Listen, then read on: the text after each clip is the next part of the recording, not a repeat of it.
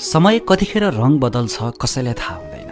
श्रीरामलाई जुन दिन राज्य मिल्दै थियो त्यही दिन वनवास मिल्यो।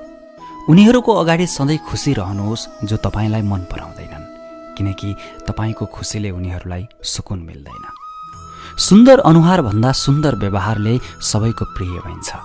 अनुहार त उमेरसँगै बदलिन्छ, स्वभाव नै हो तपाईँलाई जीवनभर साथ दिने। आफ्नो सपनाहरूको गन्तव्य अरूसँग सोध्नुभयो भने तपाईँ विचलित हुनुहुनेछ, किनकि तपाईँको सपनाको महत्त्व तपाईँ जति अरूले बुझेका हुँदैनन्। मन सफा छ भने हर गल्ती माफ हुनेछ। हिसाब तपाईँको कमाइको होइन, तपाईँको कर्मको हुन्छ। एक नियम राख्नुहोस्, सिधा बोल्नुहोस्, सत्य बोल्नुहोस् र सामान्य बोल्नुहोस्। जो आफ्ना हुन्छन् उनीहरू सम्झिनेछन् र जो पराई हुन्छन् उनीहरू आफै टाढा हुनेछन्।